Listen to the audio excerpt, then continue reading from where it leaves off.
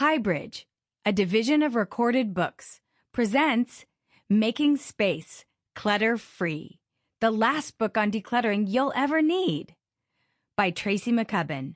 Read by Tracy McCubbin. To my grandmother, M.M., who taught me not to put down, but to put away, and also that a cup of tea and a good laugh will fix just about anything. Part 1. Finding the real, emotion-based problem. 1. What's under the clutter? A new approach. Hi, I'm Tracy. It's so good to meet you. That is the first thing I would say to you if you open your front door to welcome me in to tour your home. New friends often ask me, "So you organize closets?" They imagine me with a P-touch and a holster at my hip and colored storage bins filling the trunk of my car. And yes, I can crush a closet, but I do so much more. By sitting down with me like this for the next few hours, you are metaphorically opening your door to me, and I do not take that lightly. Being inside someone's home to see behind the thriving, successful exterior we throw on every morning and take out into the world, into the places we may not be so proud of, is an act of trust. Especially because what I have discovered over the thousands of decluttering jobs I have done is that when clutter has gotten the upper hand, there is inevitably an emotional root. I call them the Emotional Clutter Blocks. And I have identified 7 that come up over and over again when a client has decided to take control of their stuff and live the life they want to be living. Clutter blocks are the unconscious reasons people hold on to stuff that no longer serves them. In this book, I will teach you about all 7, so you can see which one or ones might be the obstacle between you and your goal for an efficient, beautiful home you can live in with ease. From buying for a fantasy life, to holding on to inherited possessions you don't want, to not letting yourself use the good china, we will explore your clutter and let it tell us the story of where you might be blocked. Then we'll heal that clutter block for good. Remember, whatever you have going on, you are not alone. The woman ahead of you in line at Starbucks with the great shoulder bag, she has a dining room table covered in unfolded laundry from last season. Your boss, he actually never has people over because he stopped opening his mail a few years ago. What they have in common are clutter blocks. I have spoken at dozens of corporate retreats for top national companies with people who are leaders in their fields, and they tiptoe up to me after and whisper, "That's me. It's like you were talking just to me. I have a clutter block." In fact, I estimate 90% of the homes I enter are in some level of crisis, which creates no small amount of shame, exacting an enormous emotional toll. Since you bought this book, I'm going to guess you are feeling some of the same shame and emotional weight of your clutter. I want to liberate you from all that. I want your home to be a place that you enjoy being in, that helps you quickly and efficiently get out into the world, and that you can share with others as often as you feel like. If your home isn't all 3 things, restful, helpful, and shareable, then on some level, your home is taking energy from you instead of supporting you to live your best life. That's where the clutter blocks come in. We are going to find out what is standing between your home right now and your vision for how you live, and then eradicate it. The clutter crisis. My company, Declutterfly, has had exponential growth every year since I opened over a decade ago. I now have a team of people under me and a 6-week wait list because the same industrial complexes that created our modern obesity epidemic have created a clutter epidemic. Only no one is talking about it in those terms because by avoiding having people over, we can hide our clutter. It is a crisis behind 4 walls. If you are Gen X or older, think back to your childhood. Think back to how many toys you had. Think back to the holidays, being given something. I bet you could probably remember and name most of the presents you received from ages 5 to 10. You had a doll, a bear. You may have even saved some of those to pass down to your own children. Now think of the bedroom of any kid you know, or if you are Gen Y or younger, think back to your own childhood bedroom. It's a sea of plastic, right? Do you remember hand-me-downs? Hand-me-downs used to be a way of life. It was a given that younger siblings would keep passing along clothes and shoes until they fell apart. And if they didn't fall apart, they went to another family. Consumer goods were expensive. Then, with globalization and the ability of companies in the 90s to start moving their manufacturing to Asia, items suddenly only cost pennies to produce, and the companies passed those savings on to consumers. Big box store chains grew up to push this new, inexpensive merchandise, and the value of possessions plummeted, with 3 consequences. First, we forgot how to care and repair. Which do you want to do on a Saturday afternoon? Sit down and sew the hole your chihuahua chewed in your throw pillow? Or buy a whole new set for $30? Who do you know under 40 who even owns a sewing kit anymore? I'm as guilty of this as anybody. I work 60-hour weeks. When a new set of tea towels is $2.99, am I going to bleach the old ones after making beet salad? No, they're going in the rag bin and I'm getting a fresh set. Second, we got addicted to buying. Make no mistake, it's a dopamine hit. Whether you're clicking confirm purchase on your iPad or you're standing at the register with your credit card, the act of buying is a high. As our world seems increasingly out of control, shopping feels like an act of taking control. That item was the store's and now it's yours. You now have this. And the feeling of having, be it new towels, a garlic press, or a pair of heels, speaks to the part of your brain seeking to make sense of security. The world can't be falling apart. I have a spiralizer. Then, with the advent of Amazon Prime and all the online retailers who have had to offer free shipping to compete, there is nothing holding us back from ordering items all day long on our phones. It is so easy to acquire more than we need and to let the dopamine rush of acquiring become addictive. Because unlike drugs or alcohol, there's no stigma around shopping. In fact, we reward each other for it. You can't show up at an adult cocktail party and say, I did 5 shots of tequila on my drive over here. But you can say, look at these great shoes I got on sale. Even though you have dozens of identical pairs already, you will be met with coos of approval.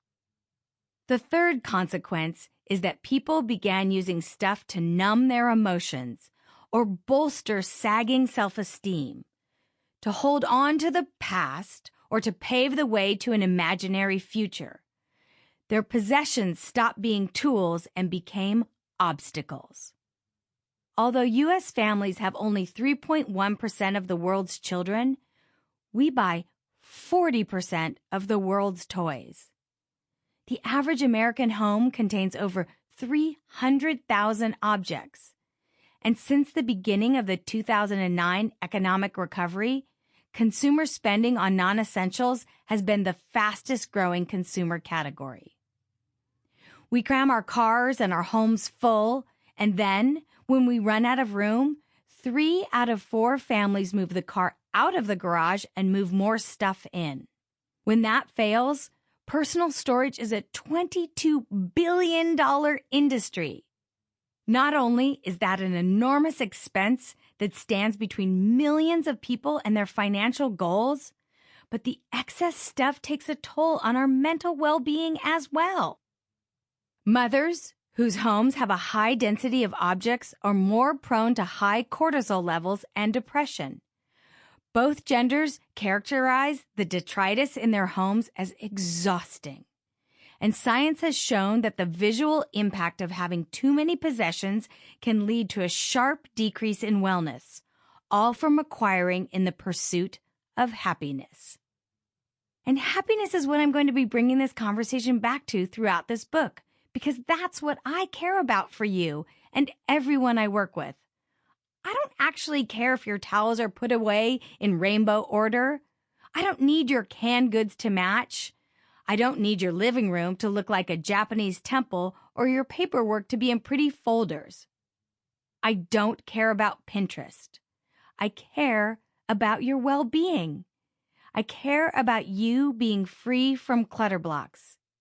Because once you are, your home will support you living your fullest, most enjoyable life. Your home is a tool that enables you to get out in the world, rested and ready for action, to live the life you want to be living. It has to work for you. If you're eating dinner in front of the TV because you are running a business you love off the dining room table, great. But if you are eating in front of the TV because you're pretty sure there's a dining room table over there, only no one has seen it cleared off in years, we have work to do. People call me because there comes a tipping point. Maybe their kids have missed the bus one too many times because they can't find their homework. Maybe they've been put on notice for being late at work because getting dressed in the morning is a battle with their closet. Maybe they want to have friends over but feel embarrassed by the state of their home. In some way or other, they're not showing up how they want to be showing up, and they're not using their home how they envisioned they'd use it when they moved in. I'm not telling you how your living doesn't meet my standards. You have sought me and this book out because something in your life isn't working. And by helping you figure out which clutter block is in your path, I will not only get it functioning for you, but help you create a space you are happy to come home to. The brain and clutter. In addition to all the external forces working on us to clutter our homes, there are some internal ones I want you to be aware of. Our brains evolved to have something neuroscientists call selective inattention, which is generally defined in the medical community as the screening out of stimuli that are threatening, anxiety-producing, or felt to be unimportant. We developed this way because, until the invention of guns, we were not the apex predator. We had to be constantly vigilant for bigger animals who wanted to eat us, and we adapted to stay focused on potential threats and screen out the rest. We literally don't see the majority of what's right in front of us, and our brain does it automatically. This is why people call me, suddenly freaking out about a critical clutter problem that has been developing or simply marinating for many years. They suddenly see it. For example, I have a dear friend with 2 sons and a fairly organized home, but, as I said, 2 sons. One day she called me sounding like she was going to retch. The chair in the den is disgusting. Oh, I asked. It is covered in food stains. It literally stinks. The boys have been using it as a giant napkin. How have I not noticed? My in-laws will be here in 3 hours. I told her to throw a quilt over it, then wait until after the weekend to set it on fire. Then I reassured her she didn't notice because the yuck happened gradually, and at some point, her brain decided it was smarter to focus on avoiding sharp Lego pieces on the floor than to look at the chair. We are all busy. We are all just trying to get from point A to point B. We don't rove our eyeballs over our homes every day with a discerning eye. Additionally, how we keep on top of what we have has also changed rapidly in the last 10 years or so. I hear from clients across all demographics, from mid-20s to mid-80s. My home didn't used to look like this. I used to be able to keep on top of this. I used to have the time, but I don't anymore. With video on demand and social media, clients who used to come home from work and have a few hours to kill before their program came on at 9 p.m., which they take advantage of to tidy up, can now start watching whatever they want or checking their feeds from the moment they get in the door. putting items away and throwing them out has never been so easy to avoid. So the stuff we stop seeing piles up and becomes clutter, which is why we're going to be looking at your home with a fresh perspective in part 1 of this book. Brace yourself, because it can be overwhelming. I'm used to standing next to people who walk me around in total shock as piles and stacks of items they've been walking by for years suddenly come into focus. But know that seeing it is the first step to eliminating it. You're on the right track. My story. I grew up in the Northern California of the 70s. From a very early age, I liked my stuff organized. I had a great aunt who was a top-selling Mary Kay saleswoman, and one of my favorite childhood memories was helping her clean out her supply closet every spring. After college, armed with a degree in accounting, I moved to LA and fell into a series of personal assisting jobs for Hollywood professionals. I loved it because in addition to making their lives run smoothly, I solved problems. I fixed the impossible itinerary, the leaky roof, the IRS snafus so they could focus on whatever awesome thing they were creating. Because it isn't about your beach towels, it's about getting you to the beach. Then, in 2006, the makeup artist I was working for had a close friend whose boyfriend's tech startup had failed. She needed me to help dig him out and shut down the business properly by ensuring all vendors were paid and everything was filed properly with the IRS. I thought, cool. You know how some people get really excited about squeezing pores or tweezing eyebrows and will ask everyone in the dorm if they can do theirs? I get that excited about creating order out of chaos. So I showed up the first day, sleeves rolled up, coffee in hand, ready to file, and instead found an emotional archaeological dig. I found a man who was reeling from disappointment, and he was going into the office every day and just sitting, surrounded by boxes and boxes and piles of forms, receipts, invoices, tax records, and company files. He was in a total state of paralysis. So moving around him, I just dug in. I found layers that I've now come to expect on paperwork jobs. The top layer is where everything is going off the rails. Overdue invoices from vendors, letters from the IRS, and unpaid utilities. Under that is the hope and promise, the layer where things were starting to grow and look like they'd continue on that way indefinitely. Patent files, prospective leases for larger spaces, and resumes from prospective hires. And the bottom layer is usually where I find what I call the seeds of chaos, where I discover that they didn't set up a filing system for their first payables and then couldn't get on top of it. Or there are a bunch of receipts just shoved in a drawer. But when I pushed this guy to try and deal with any of it, he couldn't. This immediately reminded me of my dad. My dad was a lawyer. He's smart, funny, and eccentric. He is also a hoarder. As a kid, one of my most vivid memories is driving along the freeway in my dad's convertible Carmen Ghia and him pulling over to hang my little brother over the side to pick up a tool that was laying by the road. "That's a perfectly good tool that I might need someday," I remember him saying. Over the years, there were other clues. The fact that my brother and I could never get a straight answer about how many cars he owned or how many storage units he paid for. He was always dragging a box or a bag of paperwork with him wherever he went, like he was about to do his taxes at any second.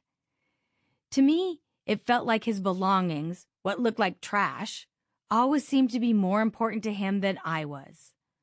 All of his energy went into collecting the stuff, managing the stuff, moving the stuff, or freaking out when someone threw the stuff away. The pain and unhappiness it has caused him gave me insight into the power our things have over us.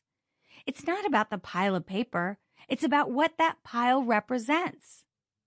As I was standing in this client's office doing this postmortem, I had an aha moment. I started asking him questions about the business. what he'd been trying to achieve, the highs and the lows.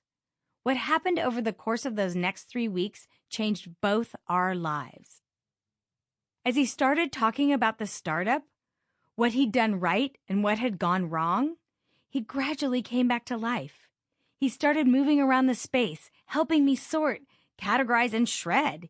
He was able to confront the autopsy of his failure. And as I was discovering that I had a lens that was different from other organizers, because of my dad, I intrinsically understood that clutter is an emotional issue and that the reason why we accumulate it and why we can't let go of it often connects with our deepest fears and sadness. I knew by the end of our time together that I was going to shift from assisting to organizing full time. Meanwhile, the client found a prototype in the files that he realized he'd never followed through on. That was the one that worked. He is a very successful entrepreneur today. If someone had come in and 86'd everything without giving him the opportunity to confront and process it, he would have missed that huge opportunity. It's an opportunity I give all my clients and the bedrock of what I call the Declutterfly method. The Emotional Clutter Blocks. If you want your home to look different than it does, but you can't seem to take any action, there is an emotional underpinning. If you think, I really should get rid of some of this stuff, and then freeze, there's something there worth looking at. You're not lazy. You're not a poor housekeeper. Most likely, there's just a clutter block preventing you from taking the action you want in your heart. I have seen over and over that once the block is identified and conquered, the same clients who couldn't free themselves from the clutter are suddenly able to create order and keep it by healing the emotional need that the chaos was masking. In the next chapter, you will learn how to recognize them in yourself and, most importantly, how to break through them. Before we get to the meat of clutter blocks, let me inspire you by ending this chapter with one of my favorite client stories of a major clutter block breakthrough that perfectly depicts what can be unleashed when a clutter block is released. The first thing that struck me when I met Angela was that she was a stylish, highly successful woman with lots of responsibility on her shoulders. In addition to her high-pressure job in marketing at a top branding firm, she managed the apartment building she lived in and the care of her mentally ill mother. But the most striking thing to me was that for a person who had so many areas of her life together, her apartment was a disaster. There were papers and unopened mail everywhere, and clothes piled on every surface. In fact, there were so many clothes on her bed and the floor of her bedroom that she slept on the couch. Recently, she'd been getting in trouble at work for being late and was worried she might lose her job. She had called me so that getting ready for work in the morning became manageable again. But as we started to excavate her clothes, I noticed that most of what was hanging in the prime spots weren't the clothes that she wore every day to work, but an extensive collection of white linen resort wear. So, I asked, "What's with all the resort wear? Do you wear it often?" She answered, "Well, no, not often, but I will. Someday, very soon. Those clothes are for when I get a boyfriend and when we buy a second home in Hawaii and start spending half our time there." When she had to keep interrupting our work to crisis manage her ill mother, I realized Angela was trapped in emotional clutter block number 4, my fantasy stuff for my fantasy life. She was hanging on to never-worn clothes for someday because her here and now was completely emotionally overwhelming, stressful and lonely at the same time. She had a lot on her plate, and wanting to escape a little was only natural. But the problem was that the clutter block was coming close to sabotaging the one thing she had keeping her afloat, her job. I said, "Your closet is a tool to help your day-to-day life run smoother. It's not a dream catcher. Let's take a hard look at these clothes and see if A, you will ever really wear them, and B, if there is a better place to store them. As we started to wade through the clothes and she suddenly saw how many of the items still had tags, she began to realize the money she was wasting. She finally understood that her clutter crisis happened because she was so busy taking care of her fantasy life that she was letting her real life fall apart.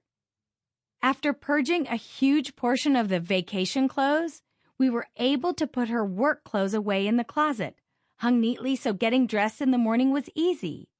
We cleared off the bed so she could get a good night's rest. With those things sorted, she soon got a promotion at work, and with the extra money, was able to hire a full-time caregiver for her mother. That freed up the time and energy for online dating, which is how she met the man she now travels with. They haven't bought a house in Hawaii yet, but once the life inside her apartment was setting her up for success outside her apartment, she was able to take the actions to make her dreams her reality. Love is so much better than an unworn linen pantsuit. 2. The 7 emotional clutter blocks. Which one or ones do you have? On any given job, there comes a moment where I hold up something that is empirically garbage. A grocery list from years ago, half a popsicle stick house, or a VHS player sitting next to a DVD player sitting next to a smart TV. I move towards the garbage bag or the recycle box, and I am met with wild-eyed panic. Oh no, my client will say, I can't possibly get rid of that. We've hit a block. Every day, people who have hired me to help them get rid of their excess stuff, who are paying me by the hour to get rid of their excess stuff, give me reasons why they can't let go of their excess stuff. I kept hearing the same 7 reasons over and over and started to understand that when you want to do something but simply can't, there's a blockage there. Once I started being able to quickly identify which block we were working with and to codify a way to release each one, the work with my clients shifted. People were able to release the stuff that had a hold over them faster, with greater ease and lasting results. So let's dive in. But just know, this is emotional territory. This is not a breeze. This isn't the part of the process that's about using your label maker, about making more space in your drawers, about posting a picture on Instagram. Looking at your clutter blocks requires a little personal honesty, a little vulnerability, a little accountability, and a little willingness to change. Please know, we all have at least one. There is nothing you are going to read here that you are alone with. We all try and hold on to something sometime. Emotional clutter blocks. What are they and where do they come from? We all tell ourselves stories. It's how our brains are wired to make sense of our world. We are meaning-making machines. Think of the silly examples. Rain on your wedding day. You'll have a baby within the year. A pigeon poops on you. It's good luck. Those are just 2 crazy incidents where humans conspired to make meaning where there is, in fact, none. Bad things happen at random is a concept that we as a species have a very hard time sitting with.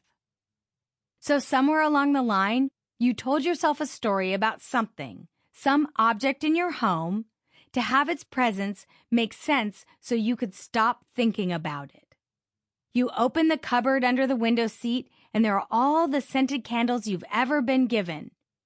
At some point, you decided that you were saving them for a special occasion. You know, one of those special occasions that can only be properly commemorated with a scented candle, right? Say it out loud. It makes no sense. But you, and millions of people just like you, have squirreled away smelly candles and bath salts, but we'll get to that. You had a thought. Let's save this for later. Over time, with enough repetition, it becomes a belief. We save candles and nice gifts for special occasions. Now, a few years later, the cupboard is full, you've never enjoyed a candle, most of them have lost their smell, and you have a Sample complete. Ready to continue?